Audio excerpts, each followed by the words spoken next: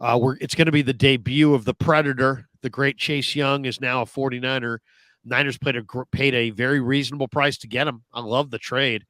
It's funny, too, because Kosaric told me in July, he's like, I can't play Nick Bosa 70 snaps a game. Well, sure enough, he played 68 last week against the Bengals. So that's too many for Bosa.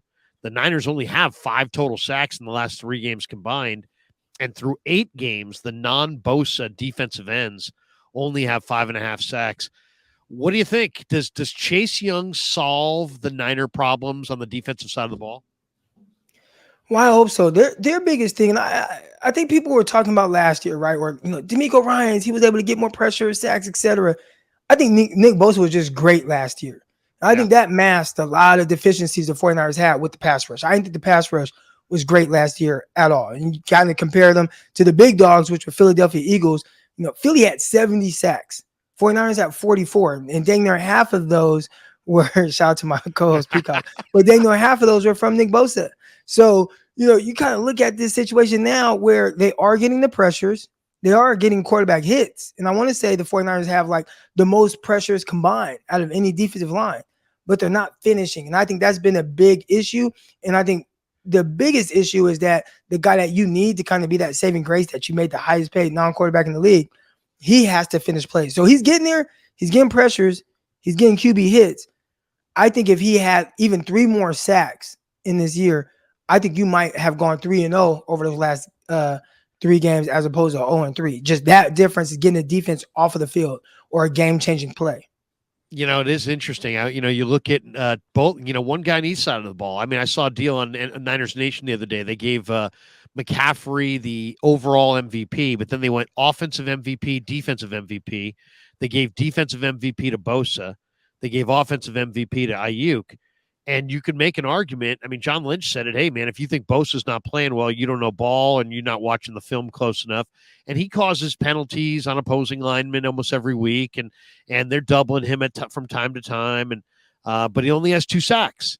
And then there's Ayuk, and Ayuk's had amazing stats. If you look at his yards, and I mean, you look at the what he's done this year. I mean, he's on pace for career highs in receptions, receiving yards, first downs, but only 2 touchdowns. So where do you sit with Bosa and Ayuk? Are they offensive and defensive MVPs, or in some way do you view those guys as disappointing in any way? I wouldn't say disappointing. I think both of them are playing very well. If I had to go MVP on defense, I think I might lean a little bit more towards Fred Warner. And I know, there's been some missed tackles, especially like last game, but Fred Warner has been all over the place. He's been terrific. He's made so many plays. He's making plays out in space. They ask a lot of him from either a run, sideline to sideline. They're blitzing him and also him playing in coverage. I think just his impact, I felt it a little more than Nick Bosa. And again, that might just be my expectations for Bosa are a little different. But if I had to give that and I think he's also the like that leader, like the vocal leader. So I would lean more towards Fred Warner right now. But Nick Bosa definitely has not been a disappointment. I just think we need him to be great. And I think he's been very, very good. And when you're not great, I think this defense has kind of felt that. Now, as far as offense goes, and with Brandon Ayuk, I think Christian McCaffrey still might be the guy. And I think as of late, you see, the yards per carry aren't quite there. Maybe his impact out of the backfield and the lack of run game, how has that affected maybe the passing game or the efficiency of it throughout games? I think he has a bigger impact, but Ayuk has been terrific. He's been really good. Couple drops though. He had a big drop against Cleveland that I think could have really changed things vertically down the field. But this has definitely been the best version of him I've seen. The one thing I would like to see out of him is out of the guys, right? Like the wide receiver ones, you have to figure out a way to win even when you're bracketed or even when you might get double teamed.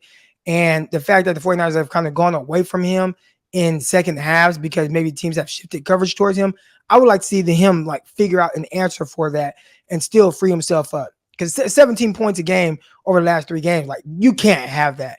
And I think if there is a person that can help, especially in the passing game, it will be him. But he has to figure out how to beat those brackets, especially if Deebo Samuel isn't going to be on the field. They got to get more out of both their receivers. I mean, those guys are. I mean, if you're going to have next year, heck, these guys both may make $20 million a year. So you got to get it out of these guys, no matter what. We'll get to that in a minute. But Kyle said that the Niners look tired and slow against the Bengals. Lynch on with Kawakami said, you know what, we got out physicaled by the Bengals. Shanahan, though, was very direct, and he watched that film and said, our team looked tired and slow. So the bye week's going to help the tired a little bit, but the speed factor, let's talk about that. I mean, where and how do the 49ers inject more speed into their team on either side of the ball? I mean, is there any, to me, when you're talking about speed, you're talking about personnel. That means you're going to have to make some changes. Where do they inject more speed into their lineup? I think in the draft. And the tough thing with that is they haven't had the high draft picks, right? I mean, you missed several years of first round picks because of the Trey Lance trade. And then you go get Christian McCaffrey, you lose out on a second round pick, third round pick, fourth round pick, right? So where the 49ers need that speed, which is really, especially the secondary and probably our receiver as well, those receivers that do everything, like, yeah, you can try and go get a Danny Gray, like, late third, almost fourth round, but then he's missing like these other things. So he can run a straight line fast, but can he run his routes fast? Like, can he threaten cornerbacks vertically, then be able to sit his route down? I think that's something I struggled with in college. And I think that's a reason why he might not be on the field as much as people would like at the NFL level. Well, a lot of the guys that do both of those or have that capability, they're going higher. And the 49ers just haven't had those picks. So I think you would ideally want to see more speed from this team, but you also want to see good speed and guys that really have well-rounded game. And I think you have to get that in the draft. So luckily this year you got first round pick, got second round pick. I think this will be a great opportunity for them to add the kind of speed that you're looking for. So you don't think there's anything they can do this year to inject more speed? Maybe. I mean, Womack could run on the back end. I think he can run better than Diamador Lenoir. But then, and I've experienced this, just in my time with the New York Jets, man, when you are thinking a whole lot, maybe you haven't really been out there and you don't have that experience and, you're still kind of learning on the fly. Even though he's been around the team, but hasn't gotten a chance to really play out there and go through his ups and downs as a cornerback, that thinking slows you down a little bit. So on a straight line, if I timed the guy, Diamador Lenoir definitely would get left by Womack. But I bet their play speed, Lenoir probably plays a little bit faster. And I think that's a problem. So how do you fix that? I think maybe it's just throwing Womack out there, letting him go through his lumps and his ups and downs. But then what's the alternative? Like to not have as good pass coverage, but then maybe sacrifice pass coverage now as opposed to maybe in the playoffs where he could be better. You can see a better version of a guy like Womack. He's a playmaker, so I really like him. And I don't think those guys grow on trees. I've been around some guys that are playmakers and they have this knack for being around the ball. The ball just kind of finds them. I feel like that is Womack. We saw that rookie year preseason, just always there. It was like 2 interceptions against Green Bay.